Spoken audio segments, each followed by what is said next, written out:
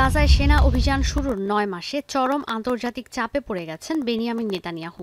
এতদিন হামাস নির্মূলে সমরাস্ত্র দিয়ে সহযোগিতা করলেও ইসরায়েলের প্রধানমন্ত্রীর অভিযোগ, যুক্তরাষ্ট্র থেকে নাটকীয়ভাবে সমরাস্ত্রের শিপমেন্ট কমে গেছে।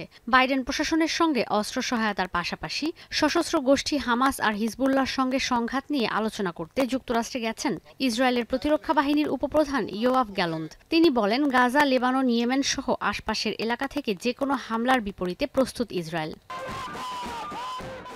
হামাস নির্মূলের নামে শরণার্থী শিবিরে হামলার কারণে এখন বেঁকে বসেছে যুক্তরাষ্ট্র। ৯ মাসেও হামাসের কাছে বন্দীদের মুক্ত করতে দৃশ্যমান কোনো পদক্ষেপ না নেয়ায় সরকার পতনের দাবিতে উত্তাল দেশের রাজপথ। এই অবস্থাতেও নিজের অবস্থান থেকে এক চুল নড়ছেন না নেতানিয়াহু। ইসরায়েলি গণমাধ্যমে দেয়া এক সাক্ষাৎকারে তিনি বলেন, বন্দীদের মুক্ত করার পাশাপাশি হামাসকে সমূলে উৎপাটন করাই ইসরায়েলের লক্ষ্য।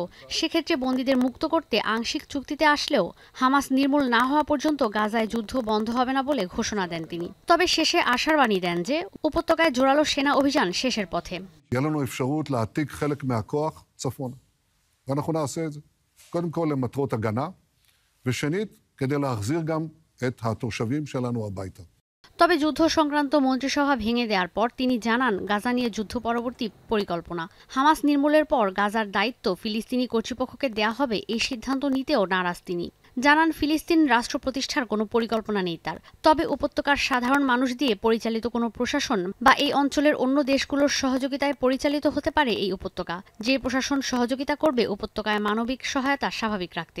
লেবাননের সঙ্গে উত্তেজনাকে ঘিরে নেতানিয়াহু বলেন, খুব দ্রুতই লেবাননের সঙ্গে উত্তর সীমান্তে সেনা মোতায়েন করা হবে। אם נוכל, נעשה את זה בדרך מדינית, אם לא, נעשה את זה בדרך אחרת. אבל אנחנו נחזיר את כולם הביתה, את כל תושבי הצפון וגם תושבי הדרום.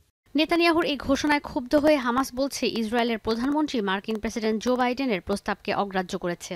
তার আংশিক চুক্তির ফলাফল, চুক্তির মেয়াদ শেষে আবারও শুরু হবে যুদ্ধ এই উপত্যকায়। যদিও হামাসের দাবি স্থায়ীভাবে যুদ্ধবিরতি কার্যকর ও উপত্যকা থেকে সব সেনা প্রত্যাহার করে নেয়া। তবে এই সিদ্ধান্ত নেওয়া থেকে অনেক দূরে নেতানিয়াহু। ঈশিতা ব্রহ্ম, এখন বিশ্ব। ওয়ালটন ফ্রিজ কিনে অনেকের মতো আপনিও হয়ে যেতে পারেন মিলেনিয়াল। সেরা পণ্যের সেরা অফার।